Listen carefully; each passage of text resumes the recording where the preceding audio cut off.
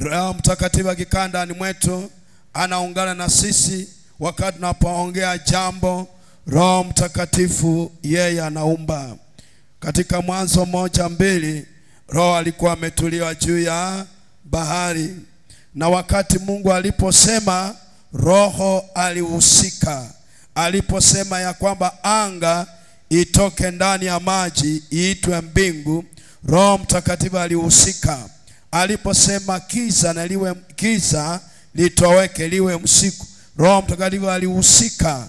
Aliposema kwamba na katika Mwanzo 1:12, alipoongeleza ardhi, Roho Mtakatifu alisababisha mimea ikachipuka kutoka kwenye ardhi.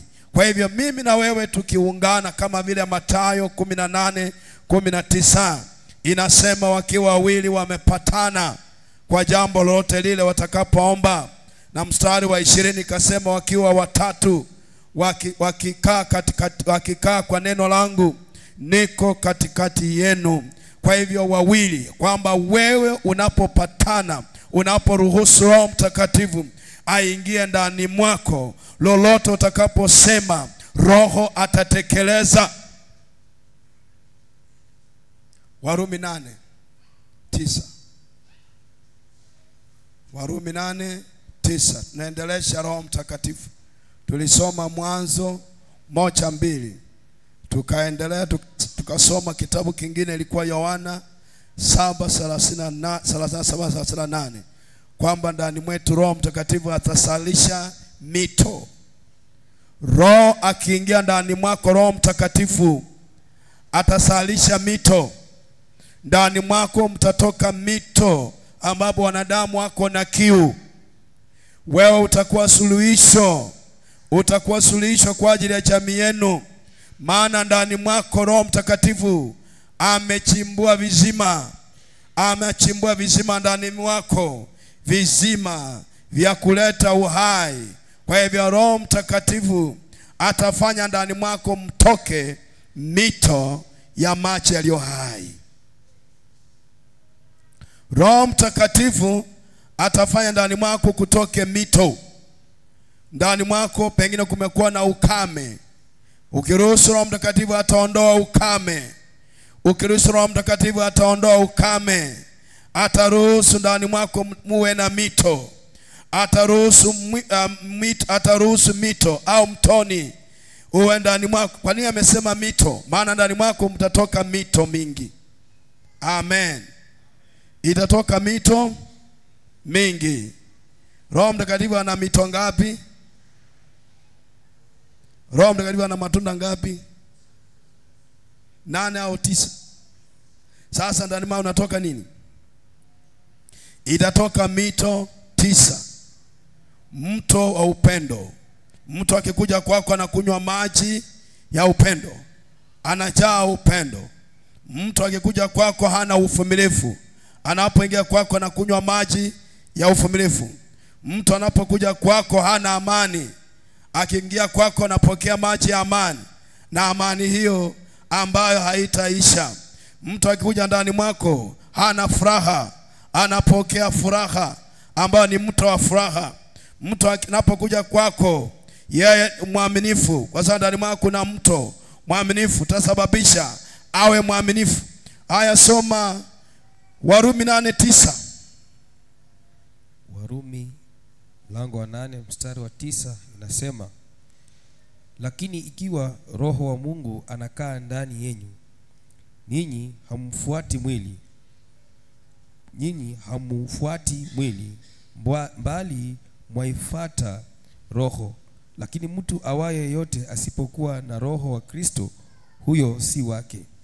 Kwa hivyo hapa Paulo anajaribu kufafanua, kuelezea kanisa la Kirumi. Warumi walikuwa watawala, walikuwa na nguvu kama leo hii tunatawaliwa na Amerika. Warumi walitawala miaka mingi. Walitawala na wakaja na Biblia. Kwa hivyo Paulo akaanza kuambia kuna mambo fulani walikuwa nafanya hayaambatani na neno la Mungu, hayaambatani na Roho. Kwa hivyo Paulo akawaambia kwamba ikiwa mko na Roho Mtakatifu hamtafuata mambo ya mwili. Kwa hivyo hapa inasema mimi nikiruhusu Roho Mtakatifu aingie ndani mwako, atakuwa mwalimu, atanifundisha, atanikemea, atanionya, ataninyenyekesha, ataniongoza, ataniambia sore, atafanya niambie wengine sore. Akiwa ndani mwangu atanifanya niishi maisha matakatifu, niishi maisha ya kuomba, maisha ya kumtafuta Mungu. Maana Roho Mtakatifu atanisukuma, ataniongoza, ataniinua, atanifanya niishi maisha matakatifu kama ningali duniani. Kwa hivyo Roho Mtakatifu anakaa ndani yenu, nanyi hamtafuata mwili. Kwa hivyo Roho Mtakatifu akikaa ndani mwetu, hatutafuata mwili. Na mnaelewa Warumi, mnaelewa Galatia 5:16 ambapo inakuhusia kwamba mwili ushindana na roho na roho ushindana na mwili. Na mnaelewa matendo ya mwili tayari yamekuhusia mstari wa 19, yametangaza uasherati, yametangaza uchafu, yametangaza uchawi, yametangaza ibada ya sanamu, yametangaza mambo mengi. Kwa hivyo hayo ni matunda ya shetani. Lakini Roho Mtakatifu akiwa ndani mwetu, haya matunda ya shetani yatatolewa ndani mwako, yatatupwa nje, na Roho Mtakatifu atachukua ushukani. Roho Mtakatifu ni Mungu mwenyewe. Katika Yohana 4:24 ya kwamba saa imefika umwabudu Mungu halisi, watamwabudu katika roho na kweli. Kwa hivyo watu wengi wameshafunga Roho Mtakatifu kuja kanisani, lakini Roho wa Mungu amemfunga, haruhusu Roho Mtakatifu yeye usikiza mambo ya mwili. Kwa hivyo turuhusu Roho Mtakatifu aweze kutusaidia. Amen. Yesu aliposaliwa na mama, akasaliwa mara ya pili katika Mathayo 3:15, akaingia ndani ya maji, na baadaye Roho Mtakatifu akaja juu yake, na sauti kutoka mbinguni, mstari wa 17, ikasema huyu ndiye mwanangu, mumsikieni.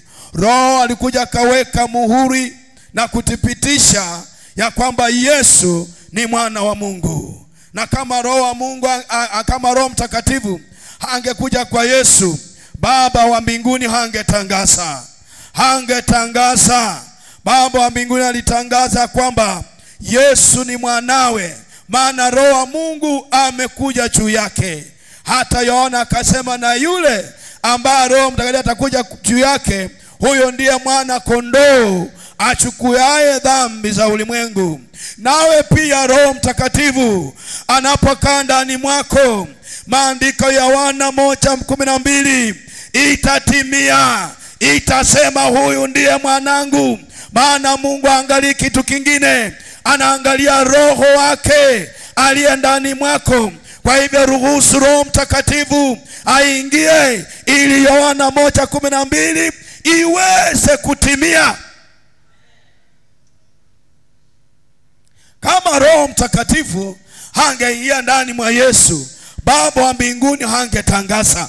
Baba wa mbinguni alitangaza akasema, huyu ndiye mwanangu, msikieni yeye, kwa sababu Roho Mtakatifu alikuwa juu yake.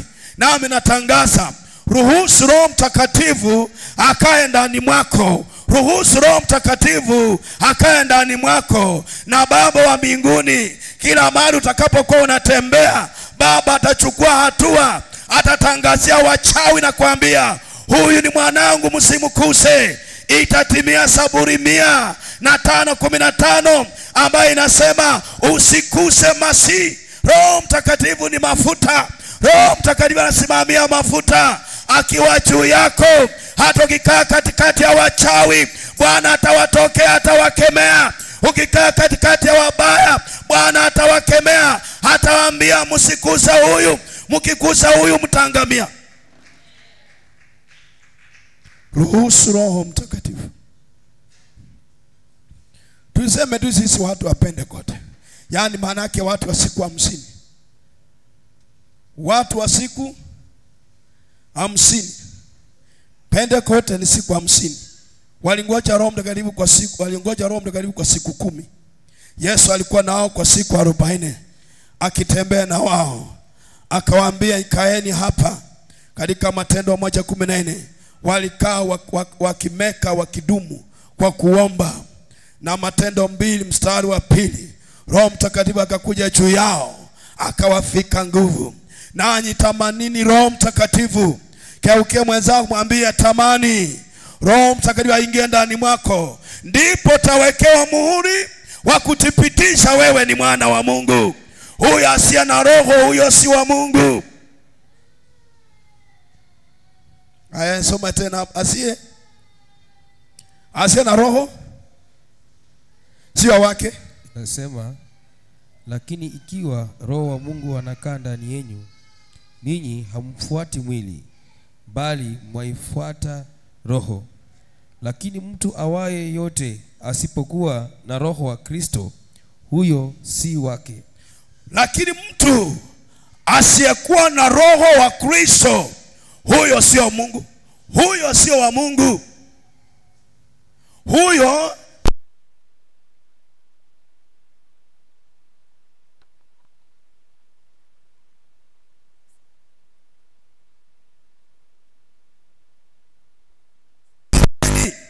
waliopanda ndani mwako.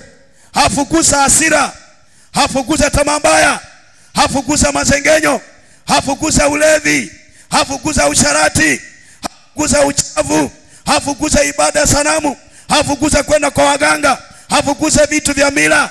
Roho Mtakatifu aingia ndani mwako akubadilishe, ili Mathayo 3:17 itimie, aseme sikieni huyu ni mwanangu. Mtu asome hapo. Nataka uingie hapo ujiona kwamba wewe ni mwana wa Mungu. Mathayo 3:17. Yesu akasema, Mungu akasema, huyu ndiye mwanangu, msikieni yeye. Amen.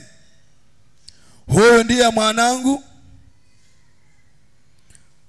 Yesu.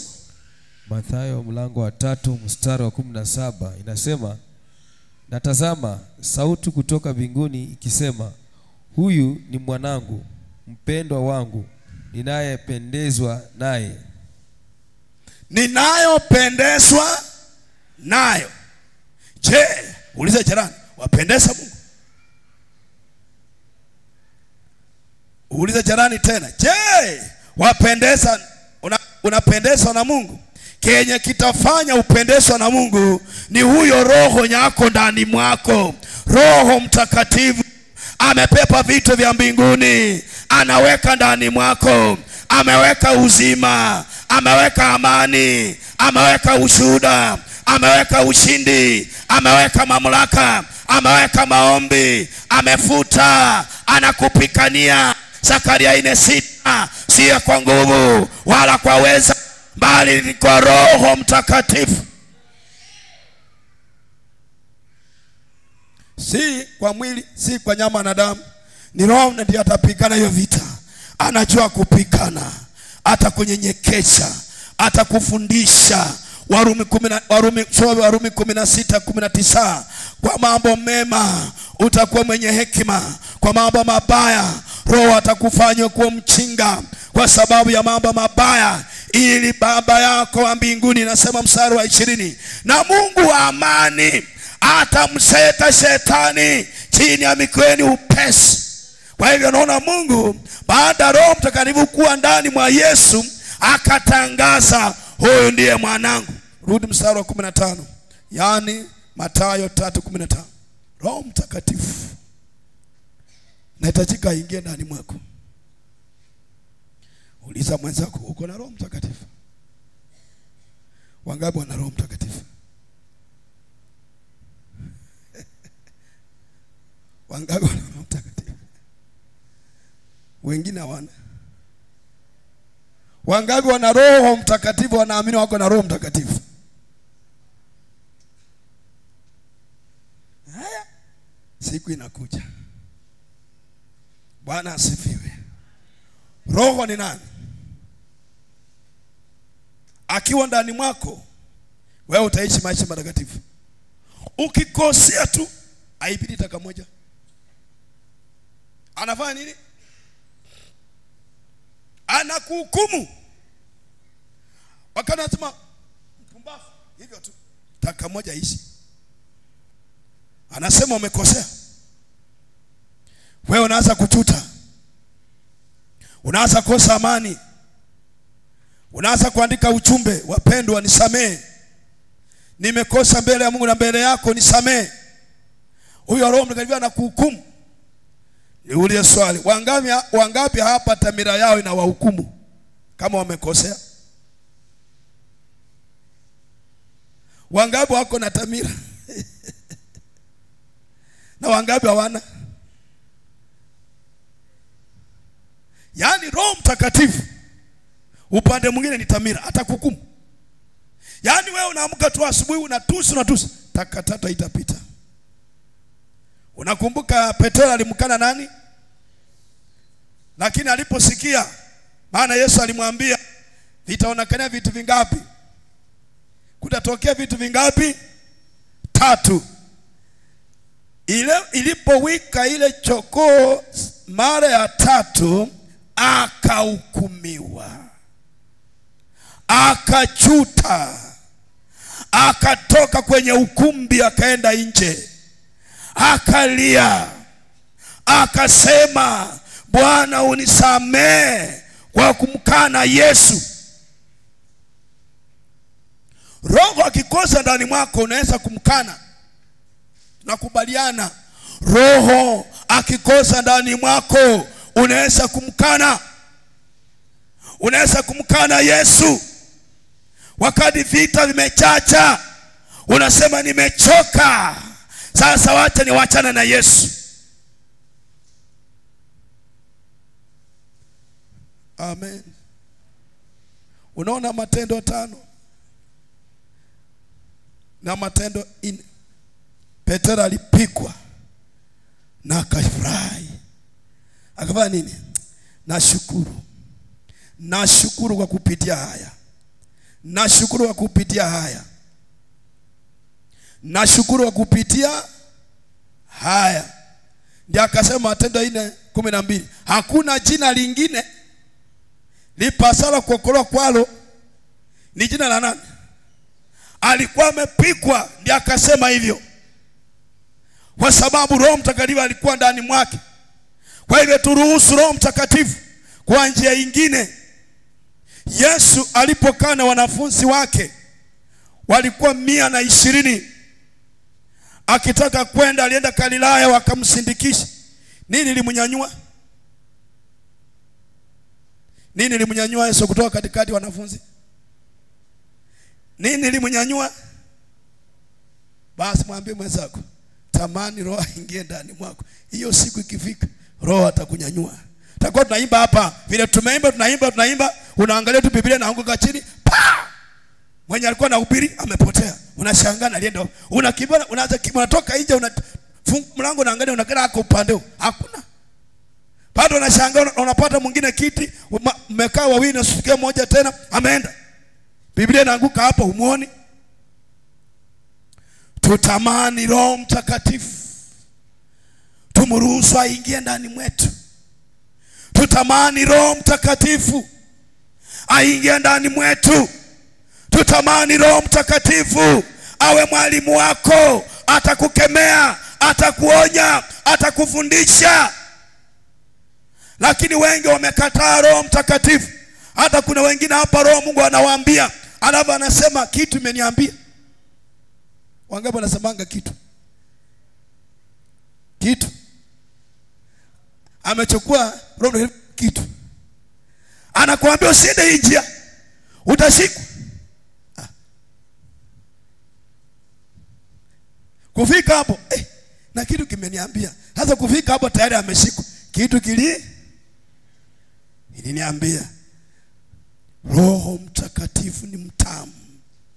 Atakufichulia mambo. Ruhusu Roho Mtakatifu. Ruhusu Roho Mtakatifu aingie. Ruhusu Roho Mtakatifu aingie ndani, afukuze wageni walio ndani mwako. Haukuumbwa na wao, wao ni wezi. Yohana 10:10. Shetani ni mwizi, ameingia, amepanda vitu vyake. Ruhusu Roho aingie, afukuze. Aya, soma hiyo Mathayo 3:15. Mathayo 3:15 inasema, Yesu akajibu akamwambia, kubali hivi sasa, kwa kuwa ndivyo itupasavyo kuitimiza haki yote. Basi akamkubali. 16. Na Yesu alipokwisha kubatizwa, mara akapanda kutoka majini, na tazama, mbingu zikafunukiwa, akamuona Roho wa Mungu akishuka kama hua akija juu yake. Akamuona Roho wa Mungu anakuja kuweka muhuri kwa Yesu. Huyu ndiye mwanangu. Roho Mtakatifu, maana wakati wa kulikuwa na watoto wengi walikuwa wamesaliwa. Amen. Wakati wa kulikuwa na watoto wengi walikuwa wamefanya nini? Kulikuwa na watu wengi wamesaliwa, na wengine wamefikisha miaka 12, na wengine wamefikisha miaka 18, na wengine wamefikisha miaka 30. Mungu akasema hapana, yule atakayeingia kwa maji na akitoka ndani ya maji na Roho ashuke juu yake, huyo ndiye mwanangu. Amen. Huyo ndiye mwanangu. Roho alipomshukia baadaye, Mathayo 4, nini litokea baada ya Roho Mtakatifu kumshukia? Inasema hatusome hapo. Ati Roho akamwongoza kwenda wapi? Roho akamwongoza kwenda wapi? Kumbe Roho Mtakatifu ndiye anakusaidia ushinde vita. Salama mwenzako mwambie, Roho ndiye atakaye kusaidia. Salama mwenzako mwambie ni Roho. Ruhusu Roho Mtakatifu. Sema ruhusu Roho Mtakatifu. Roho ndiye atakaye kusaidia ushinde vita, ushinde vita, ushinde changamoto. Roho Mtakatifu akamwongoza Yesu, akaenda kufunga siku 40. Shetani anajua vizuri sana, anajua mawe ni watu. Unakumbuka katika Isaya inakuwa ngapi? 50 ngapi? Aya, mnakumbuka Mathayo 3:10, wakati ambayo mstari wa 11-12 Yohana Mbatizaji alisema nini? Mkataa kupiga makofi, Mungu atafanya nini? Ataamuru. Haya mawe ni nani? Haya mawe ni haya mawe ni nani? Haya mawe ni wanadamu. Haya nikulete katika Ezekieli 36:26 inasema nini? Ataondoa nini? Ataondoa moyo wa mawe. Sasa Shetani akamwambia Yesu, si ubadilishe hii mawe iwe pesa, si ubadilishe hii mawe iwe chakula. Na unajua chakula inanunuliwa kwa pesa. Chakula ni nini? Chakula isikuja kwako. Utaendaje ulime shamba pasipo kutuma tractor? Paka lazima uite tractor au uite mtu wa ng'ombe umpe pesa. Amke saa 10 asubuhi, amkie shamba lako. Roho Mtakatifu ataondoa mawe ndani ya mioyo na kukubadilisha na kukuumbia moyo wa nyama na kufanya kuwa mnyenyekevu. Kwa hivyo kuna wengi wana mioyo ya mawe. Hawezi sikia, maana mawe ilisindiliwa ndani ya moyo. Roho Mtakatifu akiingia ataondoa nini? Ataondoa mawe, atabadilisha mawe. Na Roho Mtakatifu alipomshukia Yesu, Sauli kasema huyu ndio mwanangu. Kwa hivyo Roho Mtakatifu akikuja kwako, mbingu inashangilia. Wakati mtu anaponena kwa ndimi, anaponena na kuendelea, Mbingu inatangaza, musikieni mtumishi wangu mwa duniani, musikieni yeye, msimkuse. Unapochukua masaa 3 masaa 10, wewe unasama kwa ndimi, mbingu inashangilia. Baba wa mbingu anashuka, na Roho wa Mungu akiingia hapa, anaondoa magonjwa, anaondoa vitu, anakuumba upya. Yohana 6:63 ya kwamba Roho Mtakatifu akiingia ataondoa. Turudi Warumi 8:14.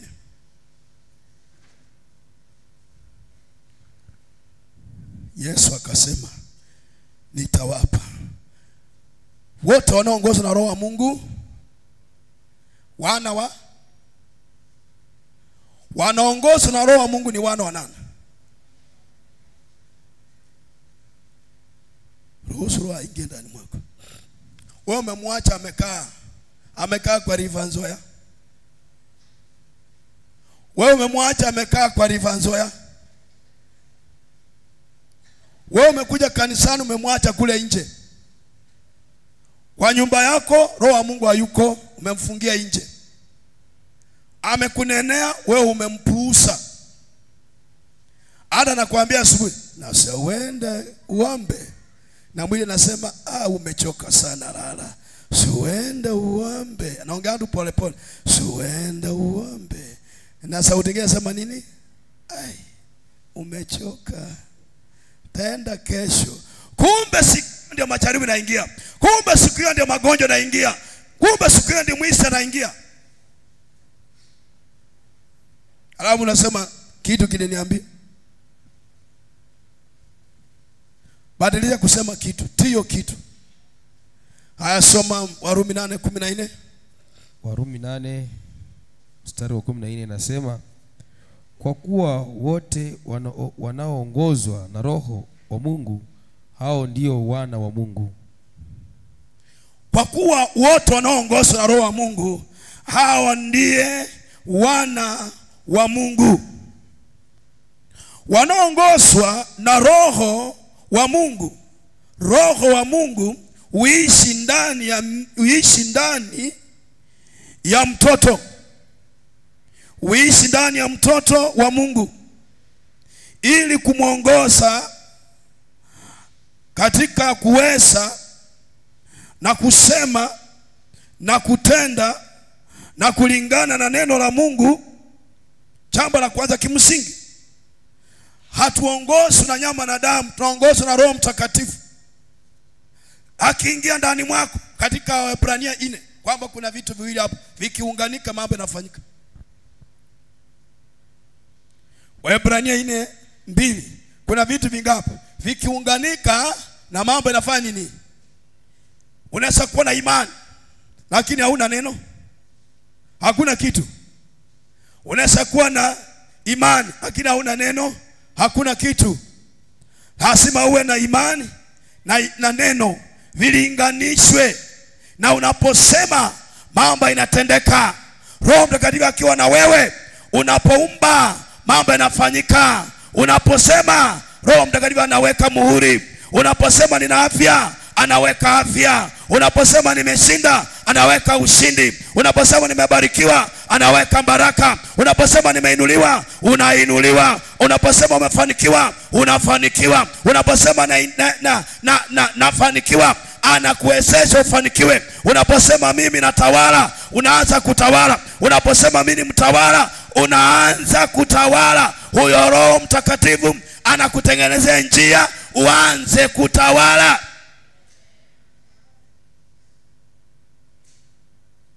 Unaposema sitakufa, Roho Mtakatifu anakimbia katika Zaburi 118:17, mimi sikufi. Anaweka muhuri, anasema hutakufa, utaishi mpaka wakati Mungu alikupangia.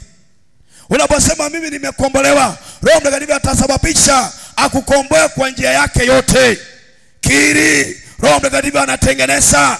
Unaposema anatenda, unapoongea anatenda, na ukiongea mabaya, roho mchafu naye anaweka hiyo. Unapoongea umeshindwa, roho mchafu analeta ushindwe. Unaposema sitafanikiwa, huyo Roho Mtakatifu anaondoa ufanisi, anafanya uishi hivyo.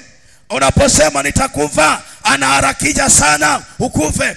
Unaposema wewe ni mjinga, huyo roho mchafu anaweka ujinga. Unaposema sitainuliwa, huyo roho mchafu anakuja anaondoa hautainuliwa. Ndiye anakusamasha ndani ya mtungi, ndiye anakusamasha ndani ya miteko, anakuingiza ndani ya jela. Wewe mwenyewe unajifunga kulingana na kitabu kulingana na neno la Mungu. Katika kitabu cha Mithali, umetekwa, umekamatwa kwa maneno kinywa chako unashikwa. Ruhusu Roho Mtakatifu uanze kunena ushika mwako. Wapendwa, ruhusu Roho Mtakatifu akae ndani mwako. Ruhusu Roho Mtakatifu akuongoze. Ruhusu Roho Mtakatifu aongee na sisi. Roho Mtakatifu ongea kupitia kwa ushuhuda. Roho Mtakatifu uongea kupitia mwalimu wa asubuhi. Roho Mtakatifu upitia anayesimamia maombezi. Roho Mungu upitia anayehubiri. Alao baadaye analipuka ndani mwetu. Anaanza kutuambia mambo ya kesho na kesho kutwa. Tukiruhusu Roho Mtakatifu tutajua siri. Tukiruhusu Roho Mtakatifu atembee ndani mwetu tutajua siri.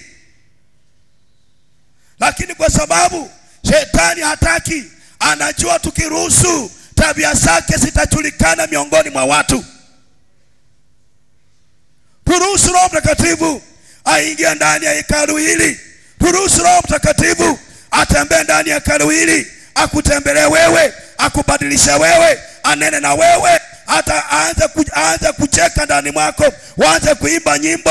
Ukisimama kuanza kuimba, watu wanakombolewa. Roho anatembea, watu wanakombolewa. Unapoimba tu watu wanapona. Unapoimba tu watu wanafunguliwa. Unapoongoza maombi watu wanawekwa huru. Unapohubiri watu wanawekwa huru. Turuhusu Roho Mtakatifu akae ndani mwetu.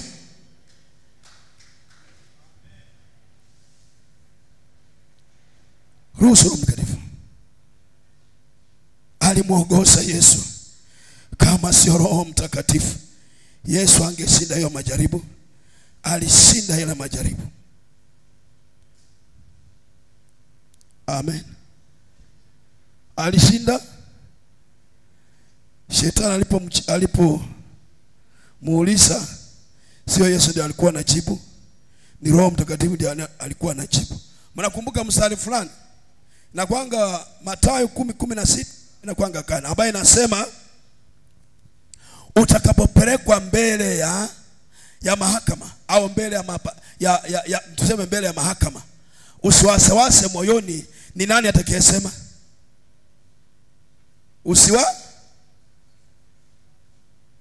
Roho wa Mungu ndiye afanye nini? Roho Mungu ndiye ataongea. Mtu anakuuliza swali, Roho Mtakatifu ndiye anajibu. Anakuuliza swali, Roho Mtakatifu ndiye anajibu. Bako wewe mtu anajibu. Wapendwa, turuhusu Roho Mtakatifu. Turuhusu Roho Mtakatifu. Tumechoka na nyama na damu. Tumechoka kuongozwa na matendo ya mwili ambayo tunataka kufa. Kirudi mstari wa 13 ya Warumi 8:13, tukifuata mambo ya matendo ya mwili tutakufa. Sema, kwa maana kama tukiishi kwa kufuata mambo ya mwili mwataka kufa, bali kama mkiafisha matendo ya mwili kwa Roho mtaishi. Kwa hivyo watu wamekufa kiroho. Watu wamekufa kiroho. Wanakuja kanisani na kiroho wamekufa kiroho. Ije ni sawa, kiroho wamekufa.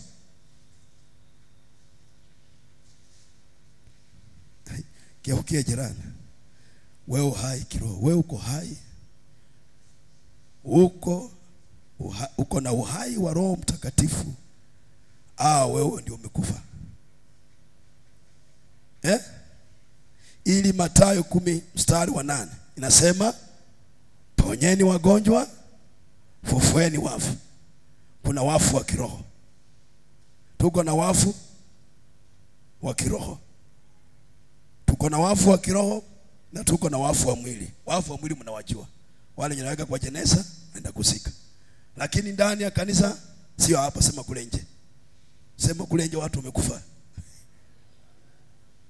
Inaweza kuwa ni hapa. Okay, mwenzangu. Inaweza kuwa hapa kule nje. Uulize jirani, ni hapa? Mzee amesema ni hapa. Sasa leo tumefufuka. Amen. Tunaamuru roho ya kifo ya kiroho iondoke dakika hii. Amen. Fufuliwa kiroho. Uelewe mambo ya Biblia, uelewe mambo ya roho. Ruhusu Roho Mtakatifu aushe nafsi yako. Amen. Ruhusu Roho Mtakatifu afanye nini? Ruhusu Roho Mtakatifu. Roho Mtakatifu analeta nini ndani ya mtu? Analeta ujasiri. Matendo 4:19. Roho Mtakatifu huwa mwili. Na mtu anakuwa na ujasiri, haogopi. Lakini kama Roho Mtakatifu hayuko ndani mwako, wewe utaogopa. Unapata Musa ametokea msituni, amefaa nguo hapa, anakuja oyomolosini na unaingia msituni. Unafanya nini? Unaingia ndani ya miwa, unachificha. Kumaanisha Roho Mtakatifu hayuko ndani mwako. Roho Mtakatifu akiwa ndani mwako, sio utasema, ni yeye ndiye ataongea, maana yeye ni moto. Matendo 4:19 anasema nini? Roho akiingia ndani mwako anakupa ujasiri.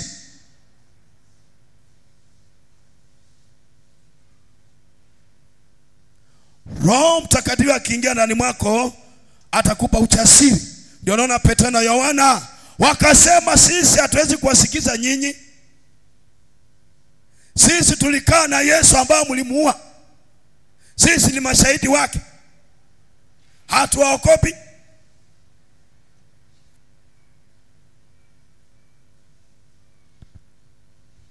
Roho Mtakatifu naomba aingie ndani mwako. Kunyeshe kusinyeshe, utafaa kambuti, sema nenda kukaa mbele ya baba yangu. Kunyeshe, Roho Mtakatifu atafanya nini? Atakusukuma. Atakuingiza ndani ya msituni kako siku 3 au siku 4. Roho Mtakatifu asipokuwa ndani mwako, wangapi wamesukumwa? Hataka kusukuma watu hapa. Wangapi wamesukumwa kuja kanisani? Yaani umesukumwa tu kama hiyo tingatinga ya samani ndango Ford au Fiat. Nikasamani haina, wanakanga juu ya mlima. Alafu wakitaka kwenda kuasha mlima kabisa. Sijui nani mwanako yetinga. Mayona. Basi ndio waisukume. Ile ya samani walikuwa wanaleta kamba, iko na buli hapa ndani. Wanaka kamba, alafu wanasimama, harambe, wanafuruta. Sasa mimi nimekuja nikufuruta waamuke. Nimekuja kufuruta waamuke, wake moto. Roho aingie ndani mwako, akuongoze, akutumikie, umtii, akuongoze. Akisema leo enda kanisani, unaenda. Ukikuja waambia wakeni naenda kwa nyumba ya Mungu. Wakeni naenda kwa nyumba ya Mungu. Mkitaka mnifuate, mtaka hapa. Watakuja. Lakini Roho Mtakatifu asipokaa ndani mwako, kumbe Jumapili ndiyo ilikuwa siku yako kubarikiwa. Na shetani anatuma mgeni aliyekaa miaka mingi. Pigia simu, halo. Uko kwa nyumba ndiye. Kwenda kaza, ngoja kwanza. Anaingia, wewe unaingia jikoni, unaandaa chai, ukiangalia saa ni saa 6, na kumbe siku hiyo ndio Mungu angekutana na hitaji lako. Nimeenda. Simu kwako tu wakali, mwambie tu ndugu, yaani Mungu kwa moyo wako wote. Na waambie mtu akikuja kwangu Jumapili, wote wapi? Wote wapi? Watakuja Jumapili. Yaani ulitangaza msimamo. Uwe nani, uwe nani. Ukikuja kwangu Jumapili unafanya nini? Hey. Unajua hapa ni kuna kila kitu. Hapa ni kuna kila kitu. Hapo vile umekuja huko unapokea upako utakuongoza wiki hii. Unapokea upako utakuongoza wiki hii. Amen.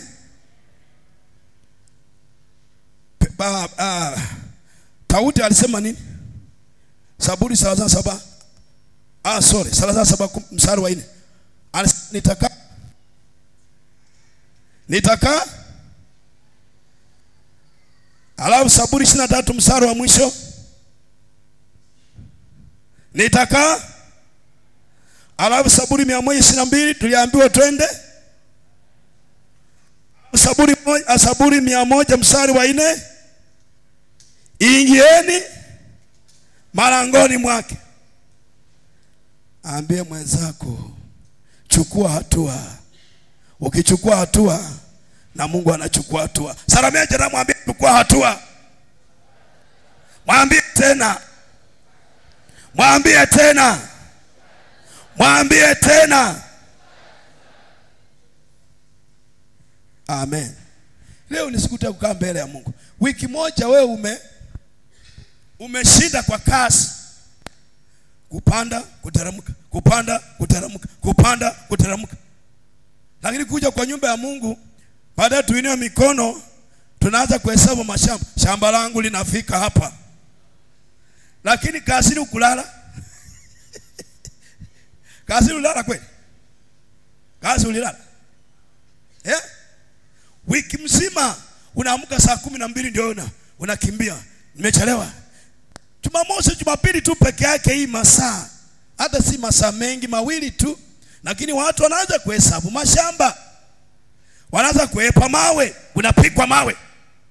Kidogo mate nyepamba na teremka.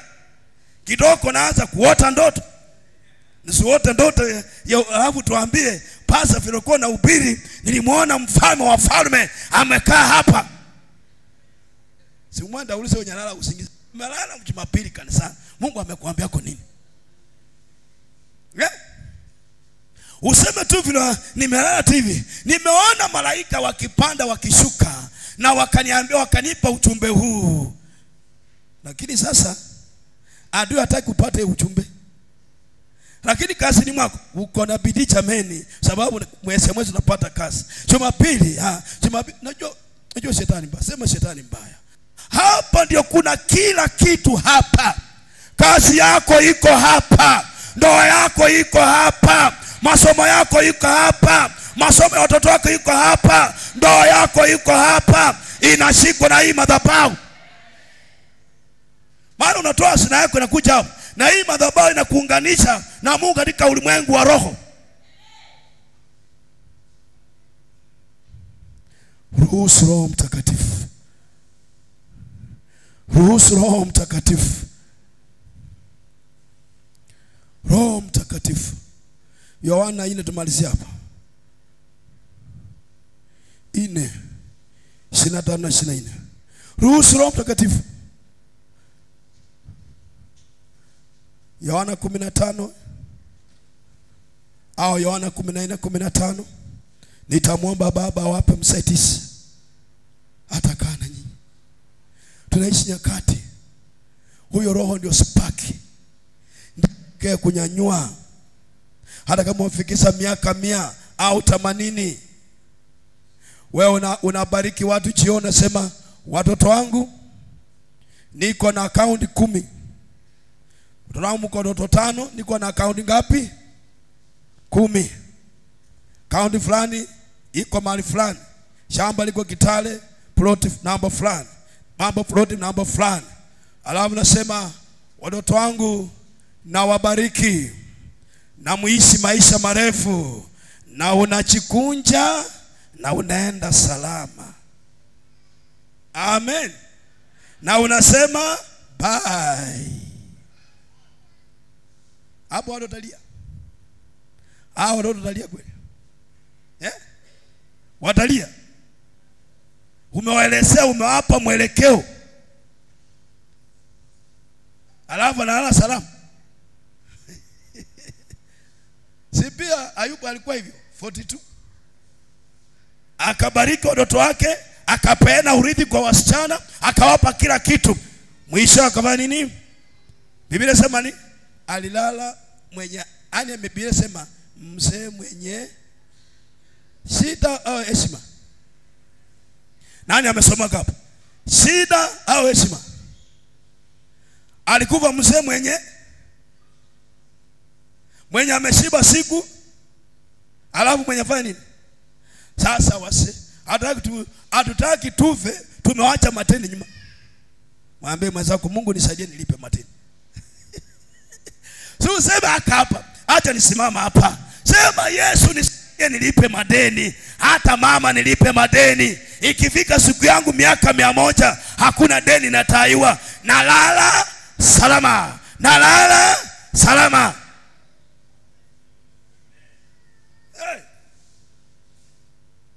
Abana nalala salama, unalala umelala na wenye uchungu. Paulo anasema po hapo msike. Hata alikuwa ameteseka sana. Huyo alikuwa amegonjeka, magonjwa yalikuwa yamemtesa sana. Acha apumzike. Hakuna kupumzika. Lala. Lala. Mwenye ameshiba.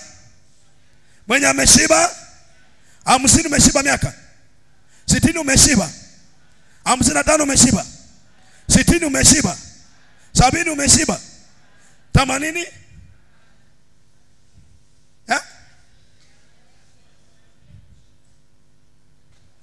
Tunakubaliana. Amana wacha madeni nyuma. Oli mochari watu wanaanza kufanya biashara kwako. Waje ni waulize swali. Mtanionea vibaya lakini kuambia ukweli. Wewe uko ndani ya mochari na watu wanafanya biashara kwa maiti yako. Alafu hiyo pesa haikuji yote. Inaenda wapi? Kwa wenye kiti. Wanakaona hiyo pesa. Na mama mjane hana namna. Hiyo ni biashara au si biashara? Tukubaliana hapo. Wangapi wanasema ni biashara? Wainue mkono juu. Wangapi wanakubaliana kwamba changisho pesa siku nyingi zote na kwanga nini? Inafikianga yule wenye umefiliwa. Kumbe mnajua. Mnajua? Sasa nawapa homework. Ombea watoto wetu wapate kazi mpaka na wachukuu na vichukuu. Ikifika siku yako kama ndugu mwingine alikufa mahali fulani, amezaa watoto 16, yani wa nyumba ndogo 8, hii nyumba kubwa 8, akaambia watoto wake nikilala sitaki watu wafanye changisho kwa matanga yangu. Masikia akasema wewe ni mwanajeshi, wewe ni askari, wewe sio CPT,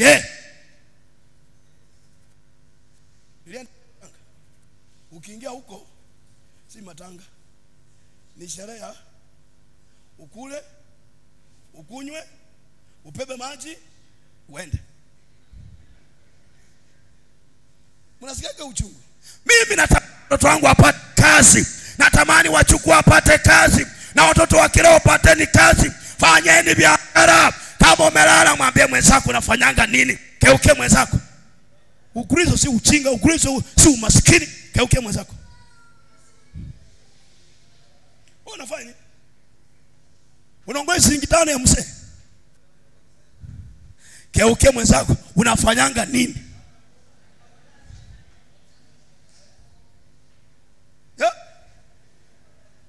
Unafanya nini?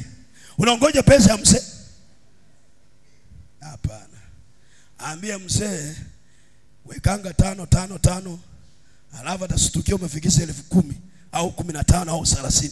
Mwambie niongezee 10 nianzie duka hapa. Wakisema toa ndugu, sasa baadaye nitegemea ndugu nisaidie kufunga, na mfinya makucha, unafinya kidogo. Hata leo sina sataka nafinya. Acha kunisumbua. Na wako mbele ya Mungu. Amen. Tunakubaliana tuombee watoto wetu wapate kazi. Mimi na wewe tulale wazee wenye sifa, wenye wameshiba siku. Na tukiomba hiyo itakuwa hivyo. Tukiomba hiyo itakuwa hivyo. dakika ya mwisho wale watu wanakuja wanalipa madeni yote. Wewe unatembea huko huru, sumbuliwi, sukari, pressure, kuumwa na kichwa, simu ikikuja ngeni unasema ni mdeni wangu, mpaka unasema unachunguza vizuri. Leo niwasimama hapa, madeni yote Kristo tulipie.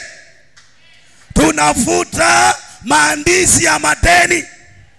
Baba tumesimama, Baba tumesimama, tumesimama kwa hii madhabahu, tunafuta madeni.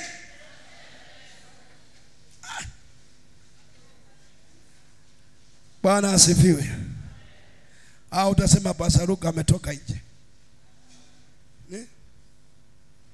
Si nimekuchochea kidogo. Wewe unafika kwa mlango ya mbinguni, unaangalia nyuma vile watu wanangangania kwa mwili wako vile wanachanga kwanza. Wewe utatoa hii, atoe sika. Haya, wamoja huko nao pia wanataka pesa. Wamoja nao wametaka nini? Msipotoa pesa hapa hii mwili toka hapa. Yeye anashangaa. Tulale, tuombe Mungu tuishi miaka mingi. Tulale wase wenye meshiba siku na miaka.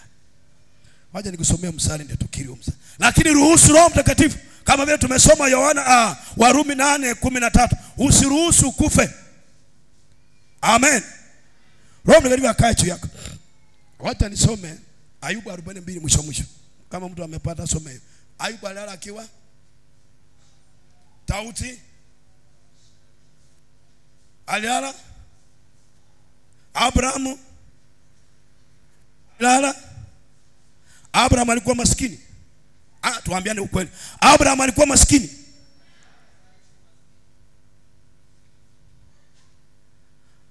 Huyu Ayubu mwenyewe. Wapenda, tuchochee paka tuingie kwa biashara. Tukatai roho ya western.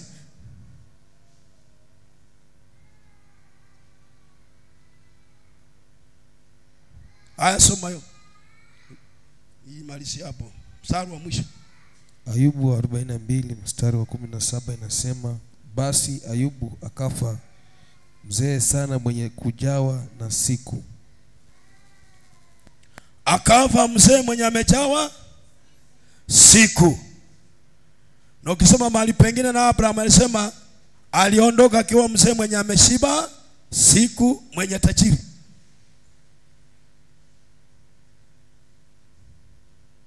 Sema Mungu Baba, shika mwenzako mkono, nakubaliana. Shika mwenzako mkono. Tunataka kukubaliana. Tunataka kukubaliana. Unajua maombi ya makubaliano yana nguvu sana kama hujajua. Sijui kama unajua hiyo. Maombi ya makubaliano unajua yana nguvu? Wewe unajua hiyo? Maombi ya makubaliano yana sema Mungu Baba, siku nyingi nalitembea katika nyama na damu. Nilimfungia roho wa Mungu kule nje. Na hata mara nyingi Roho Mtakatifu amekuwa akinenea. Nakubaliana siku ya leo, ninaita Roho Mtakatifu aingie ndani mwangu. Yoeli 2:12. Nimeraroa moyo wangu, nimetubu. Mara nyingi Roho Mtakatifu ameninenea mimi, na mimi nikakufuru Roho Mtakatifu, nikaingia kwa masaibu pasipo kujua. Baba unisamee, Baba unisamee, Baba unisamee, Baba unisamee, Baba unisamee, Baba unisamee, Baba unisamee. Na ruhusu Roho Mtakatifu. Mwanzo 1:2. Njoo juu yangu, njoo juu yangu, njoo juu yangu, njoo juu yangu. Nakataa kifo cha kiroho katika jina la Yesu.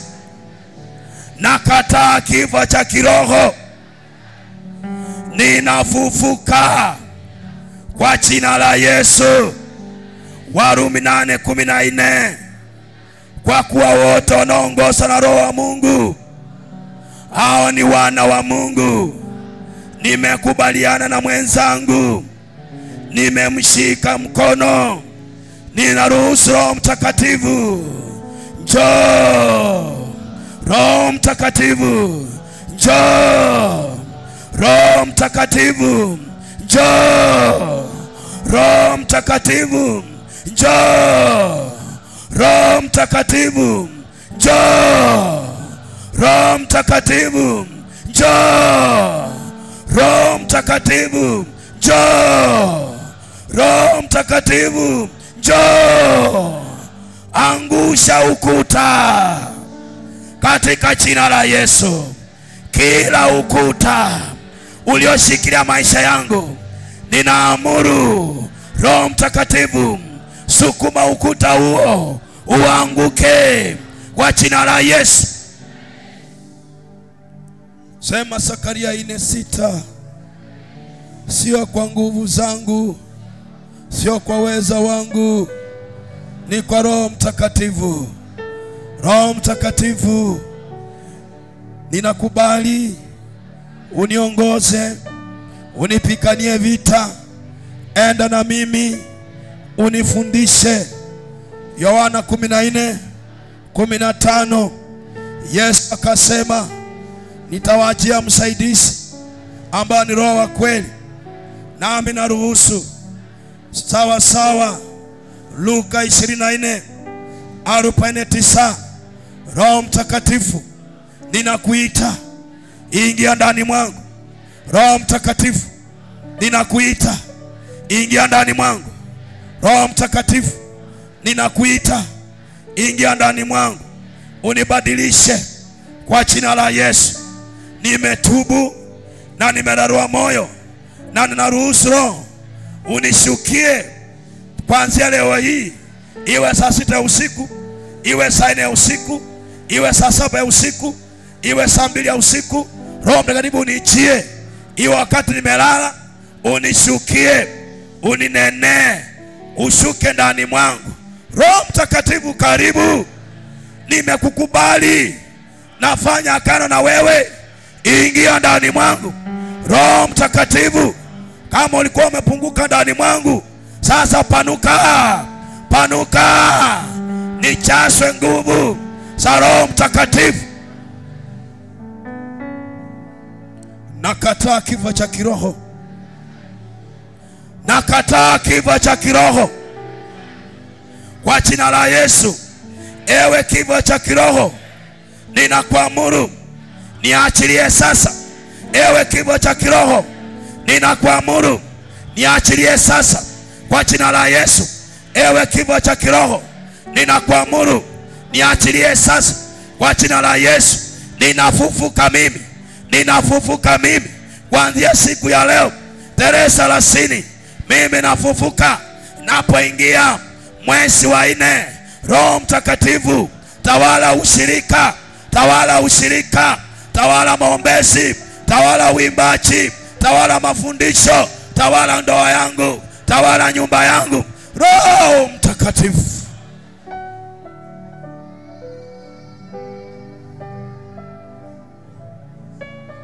sema nakataa wageni, sawa sawa na Yeremia 30:8. Enyi wageni, toka ndani mwangu. Enyi wageni, toka ndani mwangu. Enyi wageni, toka ndani mwangu. Enyi wageni, toka mwangu.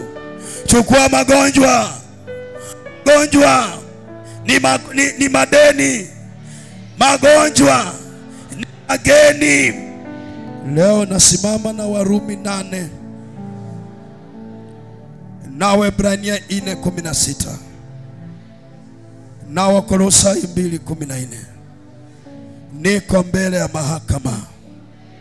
Shetani amenishtaki kwa magonjwa, amenishtaki kwa laana, amenishtaki kutoka kupata kazi, amenishtaki nisifanye biashara. Leo nasimama hapa, ninafuta mashtaki yote, nakubaliana na Yesu.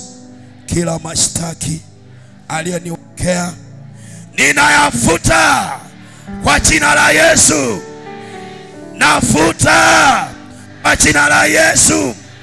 Mashtaki ya magonjwa nafuta kwa jina la Yesu. Mashtaki ya wachawi ninafuta kwa jina la Yesu. Mashtaki ya wachawi ninafuta kwa jina la Yesu. Kila mashtaki ninayajua na yale sijui, niko nayafuta kwa jina la Yesu. Kila mashtaki ninayajua na yale sijui, ninayafuta kwa jina la Yesu. Kila madeni ninafuta kwa jina la Yesu.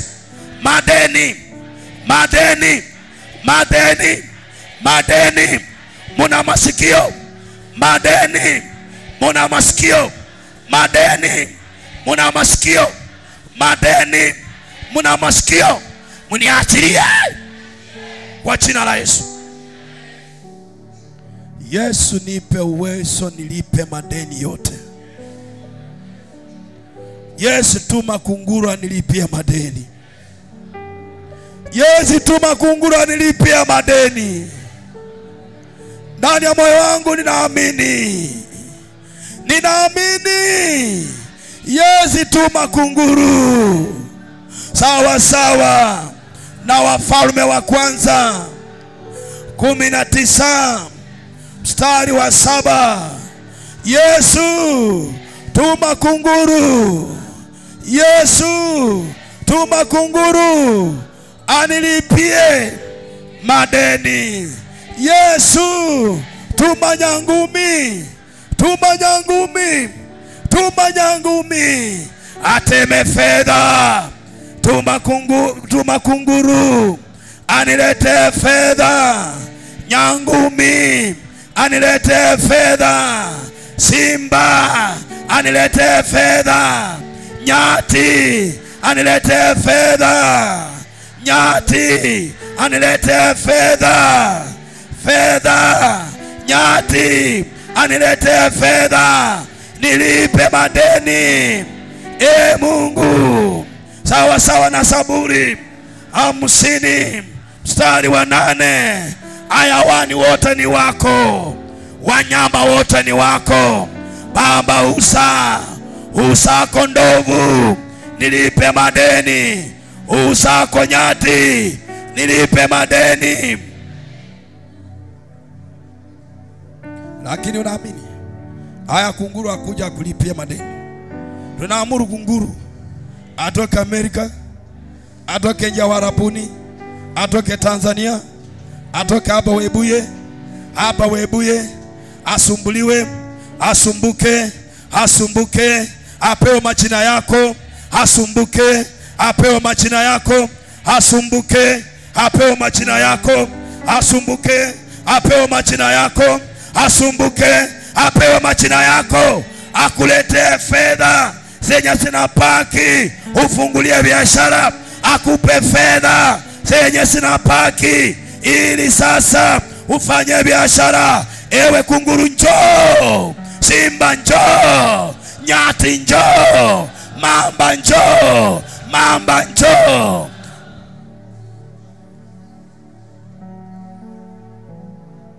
Unakumbuka Yesu? Yesu alituma nani kwa bahari Jordan? Alituma nani? Alituma Simeoni. Akamwambia enda, wende utoe. Simeoni maana ni ana ujuzi mwingi, ana PhD. Akaenda kule baharini na ndowani, Alipofika kule alipotupa, samaki katokea. Amen. Akapasua akapata. Sema mkono wangu ni ndoani. Sema mkono wangu ni ndoani. Sasa naweka kwa bahari. Naweka kwa bahari. Inishikie nyangumi. Inishikie nyangumi. Kwa jina la Yesu. Nilipwe madeni. Nyangumi, niletee pesa. Kunguru, niletee pesa. Lakini unaamini? Unaamini Mungu anaweza tuma kunguru na akuletea milioni 3?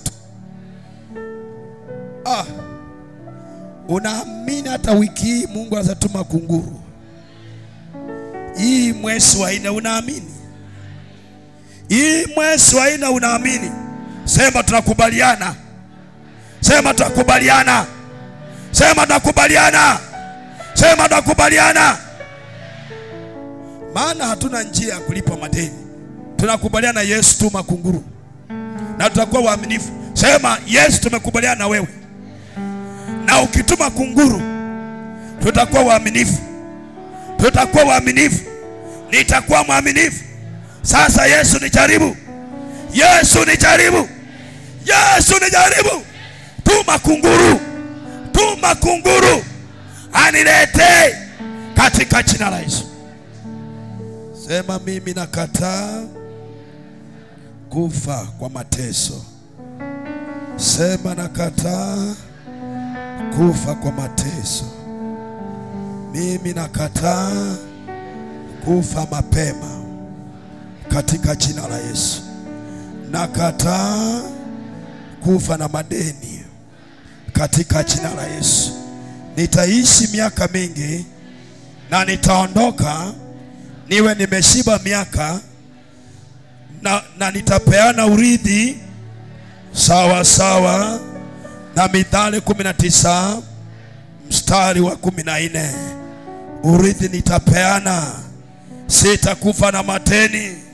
Baba, naamini maandiko hayo ya Ayubu 42:17 na itimie kwangu sawa sawa na kitabu cha Mwanzo 15 mstari wa 10.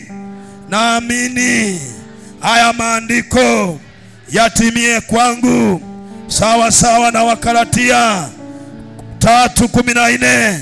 Naingia kwenye baraka za Ibrahimu.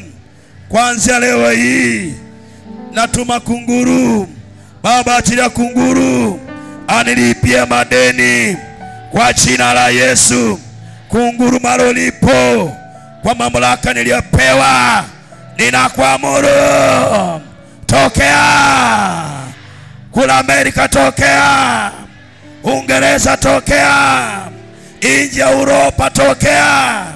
Nje ya Europa tokea. Nje ya Europa tokea. Naamuru kunguru, leta fedha. Peana picha yangu na akaunti yangu kwa jina la Yesu. Peana majina yangu na akaunti yangu, niwekewe pesa kwa jina la Yesu. Ninaamini itendeke. Alafu mwambie mwenzako, ikikuja kuwa mwaminifu, umtolee Mungu fungu la 10. Tunakubaliana? Ikikuja kabisa. Ikikuja zero, wengine atakwambia kula kwanza. Hata sema mimi nakataa hiyo roho. Unajua pesa ni spirit, ni roho. Mwambie mwenzako pesa ni roho. Ikiingia inaingia na majaribu yake. Alafu pesa yenyewe inakuwa tamu. Alafu inakuambia usinitoe. Sasa unatoa tu kidogo kidogo ukikula. Sema nakataa hiyo roho. Hiyo roho ya wizi ya kunifanya nisimtolee Mungu. Leo ninatubu. Hii roho ya wizi inanipinga nisiingie kwa baraka, leo naamuru, kwa sababu ninajua kunguru analeta fedha kuanzia leo hii katika jina la Yesu. Amen. Wiki hiyo wiki la amani kwako, wiki la kuvuna, wiki la baraka, wiki la kutukuzwa. Amuka, amuka na ungae. Isaya 60, ondoka na uangaze na utukufu wa Bwana ukuongoze mwezi wa 4. Amuka, Bwana kuongoze mwezi wa 4. Sawa sawa. Anzo